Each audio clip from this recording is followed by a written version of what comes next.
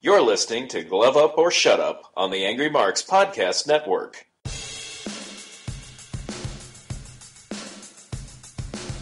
You're listening to Glove Up or Shut Up on AngryMarks.com with Peter H. and Stevie J. Find them on Twitter at HardcoreCDN and at AngryMarks. And now, for all news, reviews, and interviews in mixed martial arts, it's time for Glove Up or Shut Up from AngryMarks.com. And welcome to another edition of Glove Up or Shut Up right here on AngryMarks.com. My name is Stevie J, and Peter H. is not here because the first version of our show is unfortunately lost to time. There was a very major technical problem with the new version of Skype. It ate the first show, so I'm taping a quick redo where I go over the results of all the MMA cards from last weekend and briefly preview this weekend's upcoming fights. So, let's start with UFC 218. Max Holloway defeating Jose Aldo, or Jose Aldo, depending on your pronunciation, 451 of the third round via TKO. He was just excellent in the striking, as good as he was in the first fight, maybe even better. When he calls it the blessed era, it's hard to argue with him because he really is, other than if Conor McGregor dropped back down to featherweight, which I don't think he's ever going to do again, the best featherweight on the planet. I think Max Holloway has proved that by beating Jose Aldo twice. So, hats off to him. A spectacular performance. Aldo was having a little success with the leg kicks, but he was getting battered so much by the striking that he couldn't make up the difference. And speaking of not making up the difference, Alistair Overeem had no chance when Francis Ngannou landed one of the most epic uppercuts of all time in the heavyweight division. This one is going to be on replays and highlight reels for years to come. This one is almost literally the definition of knocked out of your socks, because he went up and backwards when this uppercut landed. He flew, and poor Alistair Overeem looked terrible. It was violent, it was nasty, it was brutal, but that's the sport, right? Sometimes these things happen, and that's why they get paid the big bucks and take the big risks. But man, I don't want to see Alistair Overeem get knocked out like that ever again. And Francis Ngannou seized the moment and made the most of the opportunity. He told Stipe Miocic, "Thank you for keeping my belt warm. You've had your time. Now is my time. It's Ngannou's time. So I'm coming to take what you've been holding for me." Now he's actually made himself a fight that people will want to see, because they'll remember what he did to Alistair Overeem, and they'll want to see if he can do that to Stipe Miocic. So Francis Ngannou definitely earning a title shot with that performance. Henry Cejudo, on the other hand, won't be getting a flyweight title shot anytime soon after his win over Sergio Pettis. Takedown, ground, hold him down, repeat. Takedown, repeat. Wrestle, repeat. Repeat, repeat, repeat. And not suplex repeat, because that at least would have been entertaining. There were no suplexes here. Henry Cejudo is clearly Olympic level wrestling. We knew that going in with his gold medal, but he needs to work on the excitement factor, because just taking somebody down for 3 rounds, if you're not doing something with them on the ground once you get them there, that's not good enough. He needs to do more than that. Eddie Alvarez did more than that with his lightweight fight against Justin Gaethje. Now, if Gaethje had a little more time and a lot more leg kicks, he might have been able to finish Eddie Alvarez, because he was hobbling by the 3rd round, but he got hit by a perfect knockout knee. There's nothing he could do about it. So Justin Gaethje, you've had an incredible run from World Series of Fighting till now, so don't take any shame in getting knocked out by the former champion of the lightweight division. This was one hell of a fight. And Tisha Torres defeated Michelle Waterson in fairly dominant fashion. 30-27, 29-28 times 2. I guess I still believe that Karate Hottie could compete in the strawweight division, but it's clearly not the ideal weight for her. She's making a valiant effort of it, but she was really better off at atomweight, and there's just no atomweight division in UFC, so what can she do about it? Other results, I'll go over them really quickly. Paul Felder TKO'd Charles Oliveira with elbows. Some people might be a little upset about this because Oliveira appeared to tap on the arm with his fingers and then got blasted again with more elbows, but the referee hadn't stopped the fight yet, so Paul Felder really wasn't doing anything wrong by the rules of MMA. He was just fighting until the referee stopped the fight. So take that for what you will. Yancy Medeiros and Alex Oliveira, this was a war you need to go out of your way to see. If you're listening to this podcast right now and you love mixed martial arts, you need to watch this fight because they had a hell of a scrap. Yancy Medeiros destroyed his nose, and I mean just demolished it, left nothing of it with a punch in the first round. But Alex Oliveira came storming back. There's no quitting the man. And they just kept going, and they just kept rocking each other, and they just kept going. And by the third round, they were both a bloody mess.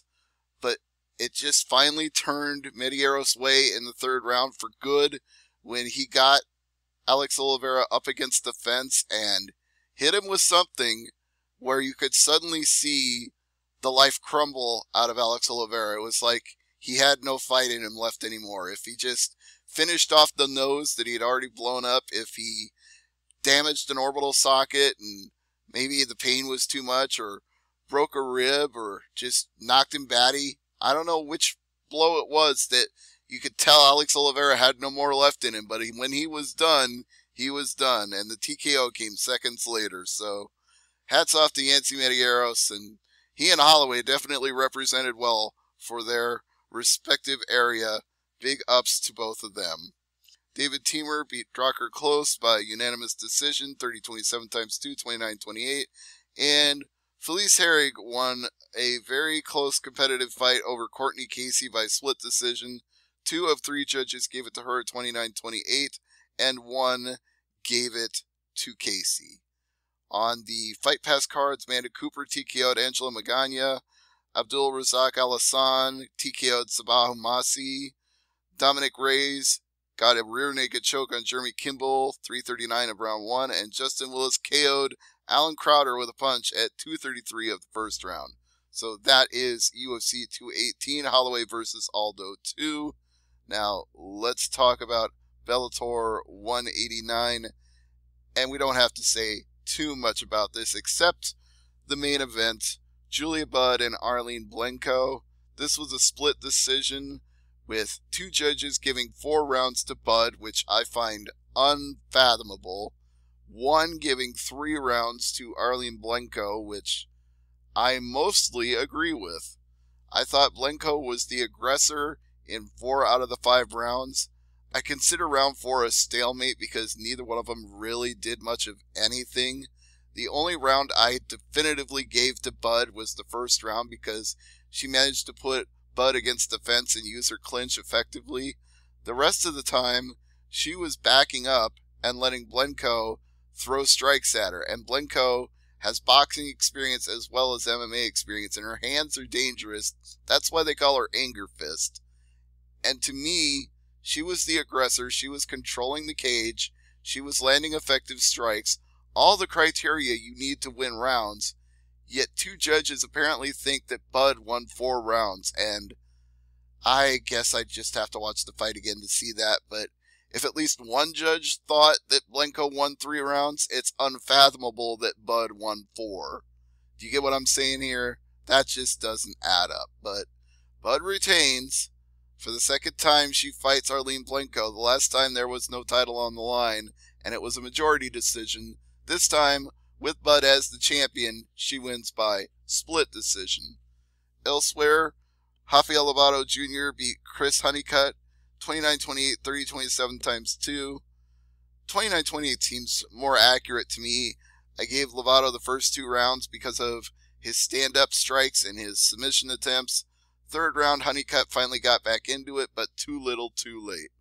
Chidi Njokuani gets a clean sweep over Hisaki Kato, 30-27 x 3. Little doubt here because Njokuani battered Kato. He was just bigger, taller, longer. Cotto couldn't stop the strikes. Cotto couldn't close the distance to get strikes of his own. So, just a bad size matchup for him at middleweight. And Chidi Njokuani is definitely a middleweight. He should stay at this weight from now on.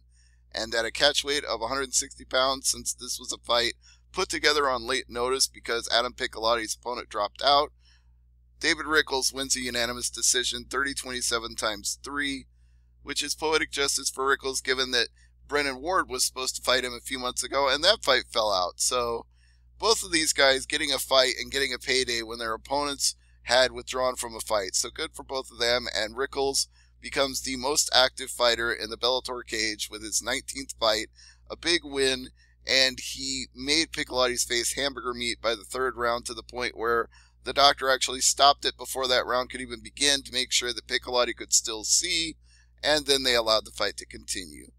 But yes, all of the fights on the Bellator main card were all decisions, so if you wanted action, the prelims were the place to look.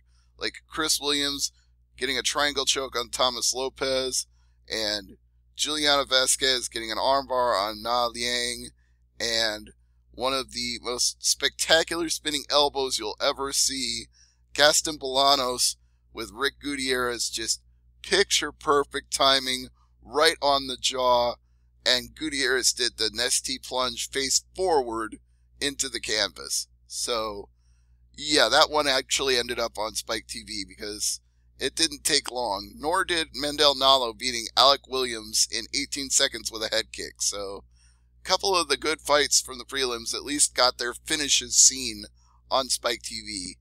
And you know they had to be good because there was not a lot of time on the main broadcast with all of the fights, including the title fight, going the distance. So that's your Bellator report, that's your UFC report, and now we have more action coming up. Let's stick with Bellator for just a second because this won't take long to go through. Cavallo versus Sakara takes place Saturday. It's a middleweight title defense for Cavallo, and he's on a 14-fight win streak and has just looked, other than one fight with Melvin Manhoff, he's looked really dominant in this weight class in Bellator. He's 6'3", and that's pretty big for a middleweight, so he could actually go up to light heavyweight or heavyweight if he wants to. For more on that, read my interview with him at MMAmania.com. But Sakara, he's got boxing experience. He's won 6 of 8 boxing fights by knockout. He's won about a dozen, maybe 13 of his MMA fights by knockout. So his hands are definitely a force to be reckoned with. But this is a guy that UFC let go and Bellator picked up, and if we're all being honest about it, they picked him up to be a draw in Italy because that's where he's from. And a 3-fight win streak is just enough for him to get a title shot, even though there are probably more deserving people in the middleweight class like Shlemenko, Masasi, Salter, Lovato. Yeah, Sakara's getting this because he's the home country favorite, so he's going to be a big draw for them.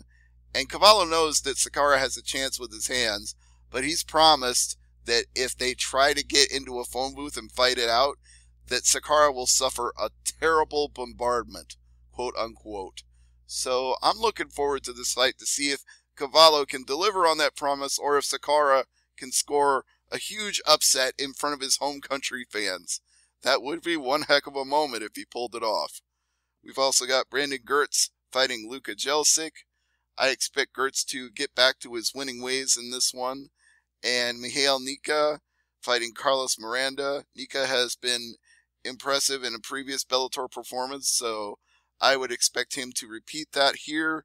And we have a flyweight bout with the former kickboxer turned MMA fighter Lena Ovichnikova versus Mary Rose Meja, somebody that they pretty much brought in for Ovichnikova to beat up and to improve her record in the flyweight division because they like her looks, they like her style, and as long as she doesn't crap the bed again like she did in her Bellator debut and she can keep putting together wins, they will eventually give her a flyweight title shot. You can mark my words on that. So that is your Bellator MMA card for Spike TV on Saturday, December 9th, at a special start time of 8 p.m. Eastern, 7 Central, because they are going to air a Bellator kickboxing card also from the Nelson Mandela Forum in Florence, Italy, immediately after that show. And now we move on to the UFC card this weekend, which is Cub Swanson versus Brian Ortega, aka T-City, because he loves to put that triangle on people. This is a very close fight between the two. They are both excellently skilled featherweights. Cub Swanson is kind of the always the bridesmaid, never the bride story. He's always fighting his way up to being the one who challenges for the title, but never quite gets to the top. He might not with this fight either, but he'd certainly be a lot closer to Max Holloway with a win than a loss, so he needs this one. But then Ortega, if he wants to put his name on the contenders list, he has to beat a guy like Swanson. So it's catch-22. One of these guys really needs it for whatever reason. Ortega needs to spring up the rankings. Swanson needs to inch closer to a title shot. So they will both put it all on the line in this main event. It's critical for both of them. Jason Knight and Gabriel Benitez don't have nearly as much on the line in their featherweight fight, but you would want to put more featherweights on this card to make it memorable, because then if either of them does something spectacular and they want to face the loser or the winner, they could always throw their name in the hat. So Jason Knight, he was looking really good until he got TKO'd by Ricardo the Bully Lamas. He's got 4 wins in a row before that. So I kinda like Knight in this fight, but don't sleep on Gabriel Benitez. Just because he's had a little hard luck of late, lost 2 out of his last 3, doesn't mean he's not dangerous. We also got former World Series of Fighting Bantamweight champion Marlon Moraes facing the Funk Master Aljamain Sterling. Sometimes I think he should be called Aljamain Surly. The guy always seems to have a grudge with UFC for not booking him enough or not using him prominently enough. Well, you're on the main card this time, and you better not crap the bed against Marlon Moraes, or that might be your swan song. I'm sure Dana White would say, well, you lost. We've had enough of you. Then we've got Scott Holtzman in a lightweight fight with Daryl Horscher. I'll go with Hot Sauce Holtzman in that fight. I like his overall game. We got Eric Anders and Marcus Perez at middleweight. This and the last fight on the main card are both kind of a coin flip for me. I'll go with Anders at middleweight, and in the bantamweight fight between Morales and Lopez, I'll go with Morales. Other card fights for Fox Sports 1 include Alexis Davis versus Liz Carmouche at flyweight, Luke Sanders and Andre Sukumtoth at bantamweight, Carl John DeThomas and Alex Perez at flyweight, Frankie Saenz and Merab Dvalishvili at bantamweight. If you got Fight Pass, you can also watch Alejandro Perez versus Yuri Alcantara, Chris Grutzmacher versus Davi Ramos, and Antonio Bragoneta versus Trevin Giles. So, big weekend of Bellator and UFC action, all on free television, except of course for the Fight Pass, which you will need to have a subscription to be able to watch. But other than that, lots of fights. If you like fighting, you can watch plenty of fights. And there's even a ONE FC card on Saturday too, but that is not free. You would need to buy the pay-per-view to watch that. So, if you need MMA action, you got no shortage of satisfaction. And I hope you enjoyed this edition of Glove Up or Shut Up. I apologize to Peter H. for the fact that our original show got lost, unrecoverable. I deeply apologize for that. Skype should not update automatically. It should let you choose updates, because I would not have chosen this one. It sucked. But hey, that's for another day, for another time. I'll stop complaining and get off the air and let you get back to the rest of your day. So, again, thank you for listening. I'm Stevie J. You may also know me as Steve Jewin over at MMAmania.com, and I do all my reporting on Bellator there and occasionally cover UFC fights as needed. So, I'm a jack of all trades at that website, but I interview lots of Bellator fighters. You can always check those out. You can always see my play-by-play and live recaps and post-fight whatever, if there's medical reports, injuries, TKOs, things that need to be discussed, I can always do that as well. So, this has been Glove Up or Shut Up. Like, if my co-host Peter was here, he would say, never leave it to the judges. Good night, everybody.